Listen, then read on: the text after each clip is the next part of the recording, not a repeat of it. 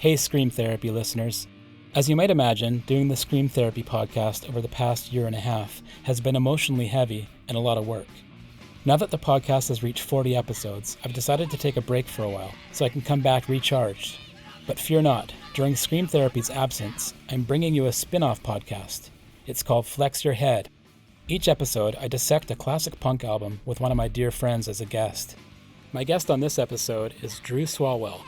Drue and I lost touch for 20 years, but we've reconnected in a big way.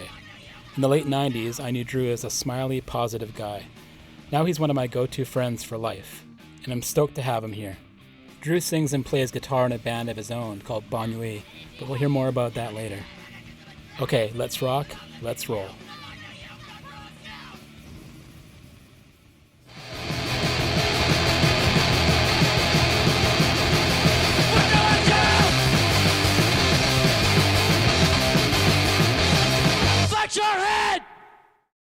Hey Drue, how's it going?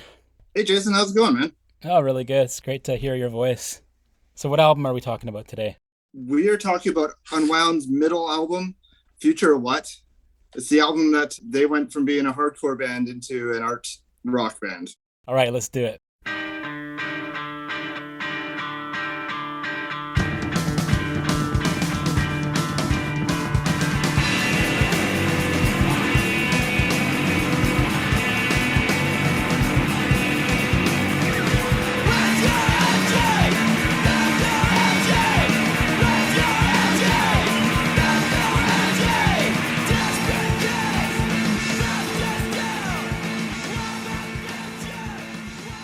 So The Future of What came out in 1995 on Kill Rock Stars, and it was Unwound's fourth studio album.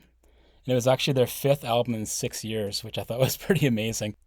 Justin Trosper on guitar and vocals, we had Vern Rumsey on bass, and Sarah Lund on drums, so real power trio there.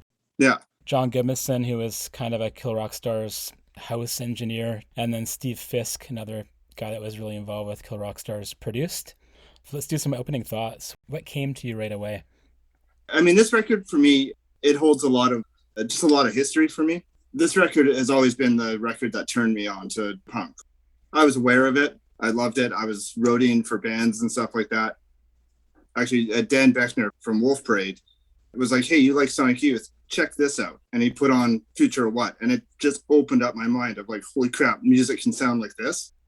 You and I had gone back and forth about what album to do. And I was pretty dead set on this one because it's a band that's changing from a hardcore or post-hardcore into a more dynamic art band. I get chills just thinking about this. And this isn't even actually my favorite Unwound album. It's just the one that I think is the most important in their catalog. Which one's your favorite? I really like Leaves. Leaves are a challenge for our civilized society. Those two are weird and obscure and really deep and full of background sounds, and that's kind of my jam. So well, I like Fake Train and New Plastic Ideas the best, so we're on exactly opposite poles of the spectrum here. The first two albums, I love the feedback on those two albums, and I think on this one there was a couple songs that had it, but they were definitely going more into a clean guitar sound, which, you know, great, good on them, but I did miss that part of the band with this album for sure. This is pretty wild. It's 17 songs, including the noise tracks at the end. But it's 59 minutes long, including those tracks. This album was recorded just after they got back from New Plastic Ideas, the tour of England, I think. And they were really sort of stretching their wings on what they could do. So the songs, for the most part, I think, fit into the 3 to 4 minute realm, except for Swan, I think, is closer to 8 minutes. Yeah, and then Pedals Like Bricks and Here Come the Dogs are their punkiest songs on the album. They're both about 2:20 or so. Oh, definitely. I like the song Dissension because it reminds me of when I first heard Unwound, which is when Fake Train came out. So this is early 90s. And I always thought they sounded like Nirvana. Just had that same kind of melancholy, semi-depressed kind of feel. And so this song Dissension on this album really has that same feel to it. And I just love the way that Justin's vocals are so urgent, but they're also kind of slacker in parts. Yeah. And I was reading somewhere that someone had said that he's the only person that screams without an exclamation mark. Oh, that's fantastic. Yeah. Yeah. Yeah. I mean, every song on here is great, but what are your real standouts? So some of mine are Dissension is great. I really like some of the noisier experimental stuff, like Pardon My French, even though it's like a tiny minute and a half. But the fact that Sarah and Justin are speaking right at the beginning of it, just saying, "Are we still recording?"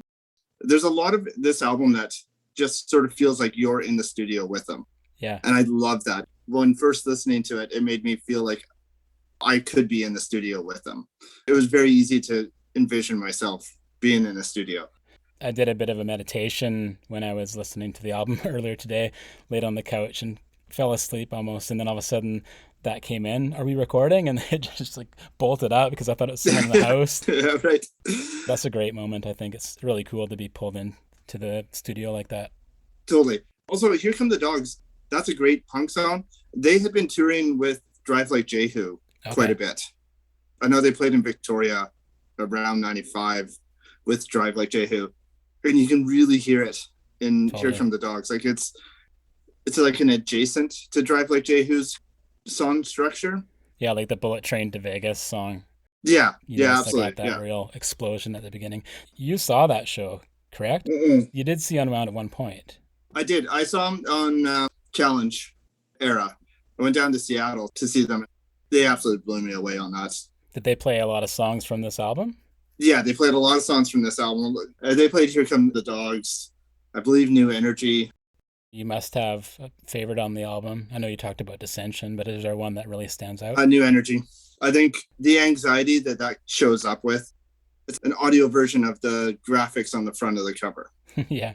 I had the guy's name written down. It's Yakov Chernikov, Russian constructivist artist. Yeah. The jagged edges of his artwork and the black and white of it, that's New Energy in a song. And I just thought that was like, it wrapped it up perfectly for me. They just released a t-shirt of that recently, and I went online to see if I could get it. It's like not on the site anymore, but it's really cool. It's just that piece of art on the front. Anyways, that's more of a fashion wardrobe kind of comment. On the back of my party vest, everybody else has got Iron Maiden and stuff like that. I've got a Unwound patch on the back of my jacket. Totally. I read in an interview that Justin talked about that track, Full Explanation of Answer, which is a noisy track. Yeah. He said that's just Vern making his amplifier sound like a tractor. Yeah.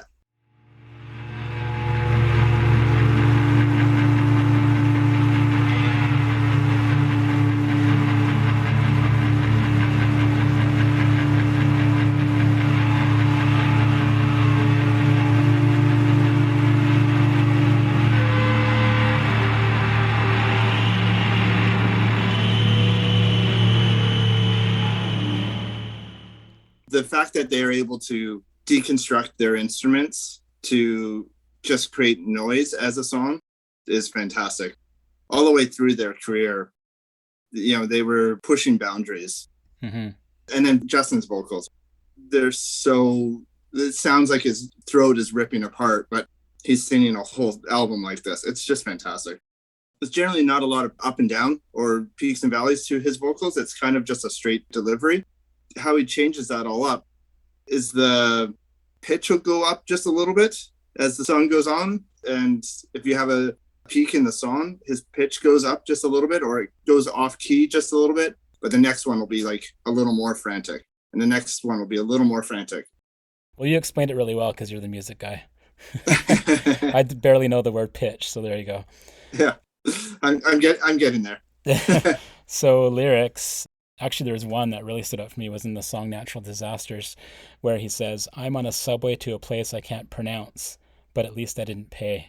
Yeah. I thought that was really cool. He is great with doing that, with hitting that one line that is really memorable in a sort of low spot in the music. Yeah. Reading his lyric sheets are fantastic in their poetry, but he's really good at finding that little gap in the song to say something that just really sticks. It's interesting how with a lot of the songs, the song title, he's basically just screaming that word. Yeah. Which I really like. Yeah. Some bands like to have the goofy names and stuff, but I like how immediate it is. And I think his lyrics are all really immediate.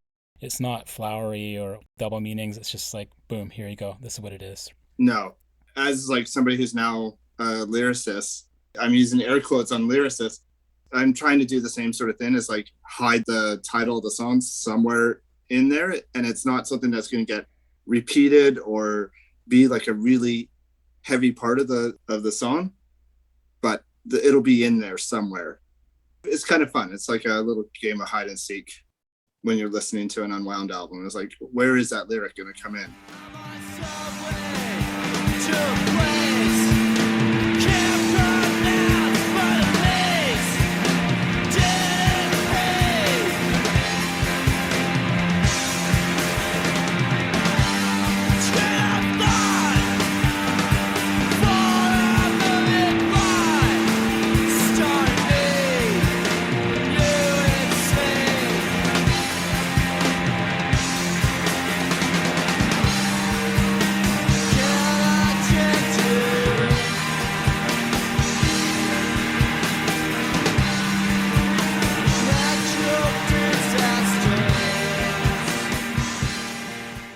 I think that Justin, as amazing as he is with guitar, which is very textured and subtle in some places. Yeah. You know, we talked about the amazing vocals and the pitch he hits when he's, I'm using the word pitch now, yay. The pitch that he hits when he screams, you know, that scream that he has. Yeah. But really, for me, it's the rhythm section. Sarah is such an amazing drummer. We were trading back and forth on that drum battle that she did with Janet Weiss, who used to be in Slater-Kinney, and how amazing that was. But yeah, you just hear her all over the record. And then Vern's bass lines are just, they just send shivers up my spine. Vern and Sarah allow Justin to get weird. They lock in so tight together that Justin can go off. His guitar can be off time. It can screech. It can do little things. You sent me that video of Valentine Card. That's a roadie playing guitar. Yeah. And it's just Vern and Sarah running that song while Justin's just rolling around the floor screaming. That was one of the things that I saw too when I saw them. And I can't remember if they were a 4-piece at that point. But yeah, Vern and Sarah carried a lot of the songs where Justin would do loops and kind of free improv the rest of the song. On The Future of What, it sounded like Vern had a bit different of a bass sound. Like he really sounded like he's in overdrive a lot of the time. I vaguely remember reading an article where he wasn't able to really afford any good equipment, so he's using a ripped. His speaker was ripped. Okay, that makes sense. You get that really fat, fuzzy sound. You know, he's just a really hard plucker. That was one of the things I remember seeing him, because I got to see them twice. Seeing him, the way he plucks at the strings or just like attacks the strings. Those strings are moving fast. And he sits on the low strings more than anything. Like he's taking care of the low end of the song. He passed away last year. And I know that a lot of folks in the underground music scene were torn up about that. And, you know, he had a really big influence. He was an amazing bass player, but he has his demons, or he had his demons. And unfortunately, they overtook him. You're a guitar player. So what's your thoughts on Justin's style? We did touch on that a little bit. You've mentioned flat out that you are inspired by his guitar playing. Yeah, 100%. It gets to the point where my last band used a tuning that I found on Unwound.com, I think it was. I found a tuning of theirs and I wrote almost all of our songs in that tuning. My new band, La Nuit, we play with open tunings, just like Unwound did. After our first show, we had a few people run up being like, "Oh my God, you're so Pacific Northwest. You must be a fan of Unwound." And I was like, "Yeah, yes, I am." They nailed it, eh? I'm not embarrassed. Like usually you don't want to be so pigeonholed, but I'm really proud to be a disciple of Unwound. I think that's a very flattering thing for somebody to say. What is it about this album that you pushed for, you fought for? We did talk about doing New Plastic Ideas. Like I said off the top, it's the album where there's a little bit of the past. The first 2 albums are mixed in there, but you start to see them evolving, starting to change up their timing. There's weird time signatures in there. You see them coalescing as a band more. There's songs like Disappoint and Accident on Purpose, which are songs that could be something on Repetition very easily. Yeah. But then you have, I love this, the album ends with Swan.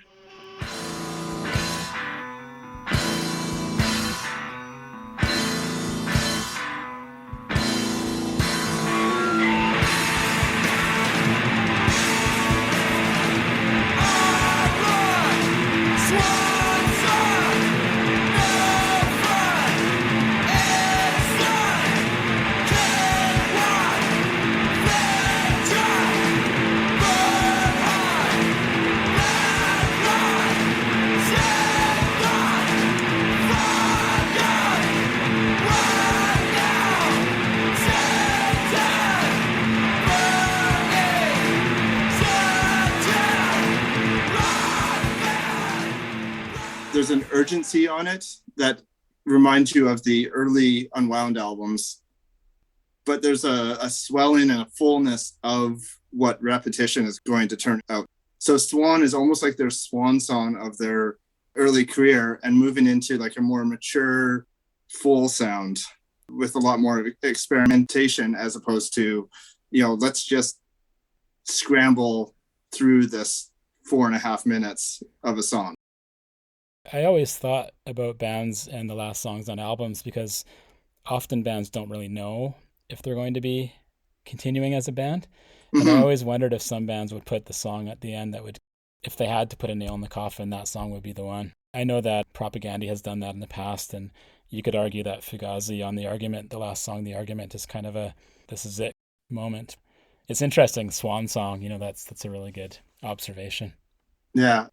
I don't know enough of their history to know if that was actually a thing where they were like, this is the end of our period of hardcore.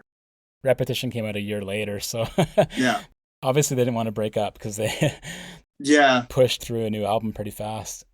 Well, and Justin had a side project called Worst Case Scenario at that point, which is just a very hardcore band. And if you don't know Worst Case Scenario, go out and try find that album because that's a just fantastic album all to itself. Yeah. And I sort of feel like Justin got that out of his system with Worst Case Scenario and this album. And he was able to move into sort of a softer, more dynamic sound moving forward with Unwound. This is actually not a good idea, but I like to look at YouTube comments on these albums. Oh, okay. There's some pretty good ones. So this one was from Fu Fan Wang, and it was posted 3 years ago. It says, best album ever recorded. If you don't believe that, life is just a dance, and you have to take it seriously. And then the other person here was Jax, and it was 5 years ago. And the person says, does Unwound imitate music, or does music imitate Unwound? And then 3 question marks. Yeah, they nailed it. When Dan Beckner had introduced his album to me, he's like, you like Sonic Youth? This is like Sonic Youth, but with better lyrics. That always really stood with me because as much as I like lyrics in Sonic Youth, Justin's lyrics, there's a realness to all of his lyrics. And it's not just sort of garbage that is spilling out of Thurston's mouth. I felt like every word was really well thought out. And that always really stuck with me is it's Sonic Youth with better lyrics. Well, on the Thurston songs. Kim's songs are just so good, but yeah, different style. I mean, I play a Sonic Youth signature jazz master. So, Sonic Youth is pretty high on my list of loves. So how close were they on this particular album? I don't see a heck of a lot of similarities, especially later on. They definitely had way more Sonic Youth in them. Like you mentioned, really liking Leaves. That kind of has more of a Sonic Youth. Yeah. Who else do you see in this? Not that we have to really compare them to other people, but I've read some stuff where they list off some of the bands that they are into, and pretty surprising. You can definitely see the other Pacific Northwest bands in it. You mentioned Nirvana. I was actually just a little anecdote for that. They actually shared a jam space with Nirvana in Olympia.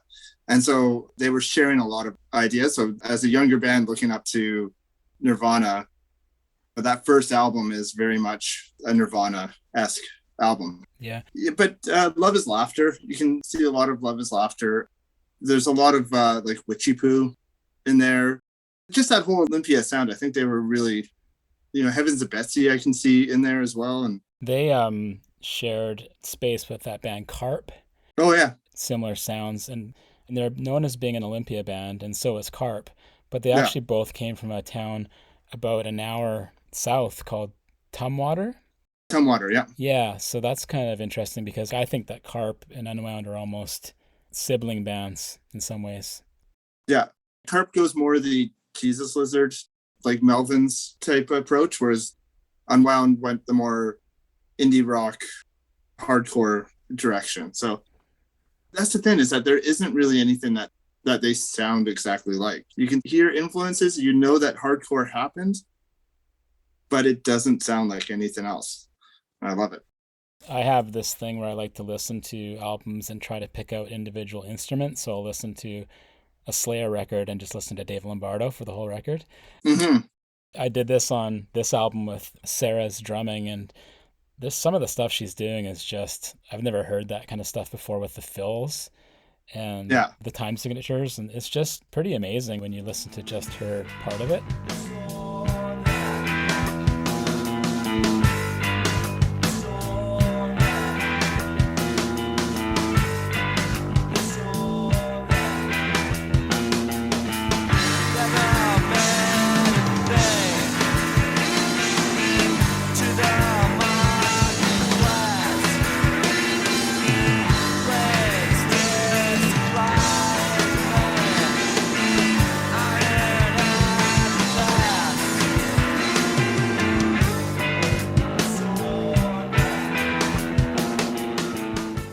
And she makes it sound real easy. I sat our really good friend Brad Julie down once. And I was just like, listen to her. Just listen to this drummer. And Julie is just a fantastic drummer. Yeah. And she was able to pick out things, being like, that right there, that's hard because it's going against everything else that's going on in the song. I mean, I try to turn whoever will listen to me onto Unwound because all three of them are just fantastic at their instruments and they gel so well together. If you listen to Petals Like Bricks, there's two guitar parts playing. They're actually opposing guitar parts. Like together they shouldn't go. They don't really meld, but it's Sarah's drumming. Sarah and Vern, once again, make it work together. But on the left and right ears, there's two different guitar parts going, and it's a really cool thing if you really dig into Justin's guitar parts on that one. Any final thoughts about this record? It's always my jumping off point because it's got a little of everything. If you like the hardcore, it's got elements in there. If you want more experimental ambient noise, it's got that in there. And then I'll often touch base later on with somebody and be like, hey, what did you like? If they say Petals Like Bricks, I'll be like, okay, go deeper into their catalog. New Plastic Ideas, you'll love that album. If they're like, oh, I like the sort of more ambient, noisier stuff, I'm like, okay, go check out Repetition. Challenge is a hard one because I don't even think they knew what they were doing during Challenge. This album's a good jumping off point where you can go either way. I've been listening to this band for more than 20 years now, actually 25 years. So I have no intentions of stopping at this point. And you're right, this is an album that I come back to a lot. It's funny because when you have your favorite albums, you almost have them memorized. And I kind of have that with this one. Like I said before, a lot of songs, there's 17 songs included. Well, 14 songs and then 3 of the weird bonus track things. Yeah. Do you know much about that noise stuff at the end? It sounds like a merry-go-round or something, or... They had an organ in the recording studio, and I think they were just playing on it. That's what comes in with Pardon My French, is them just coming up with on this organ.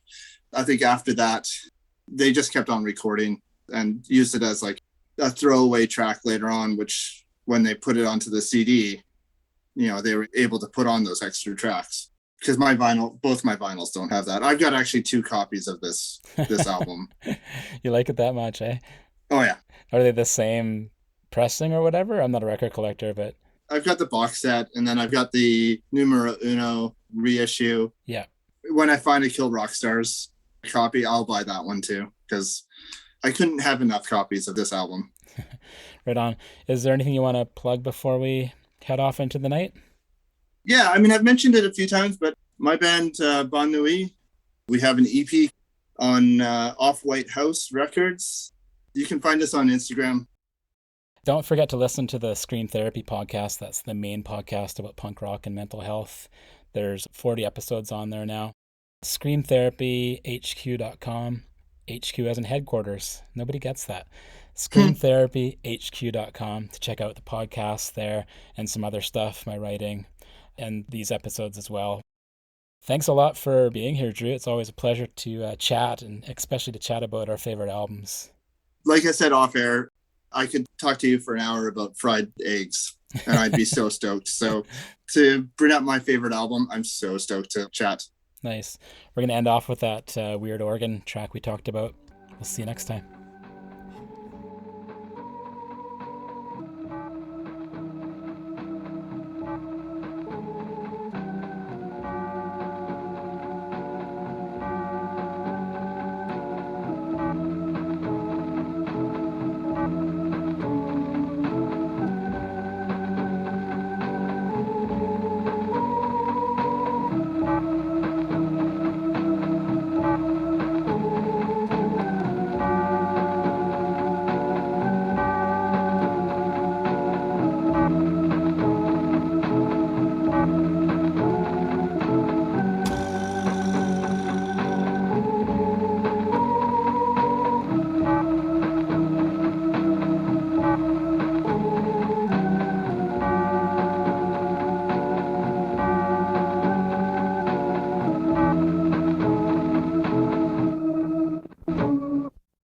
Flex your head!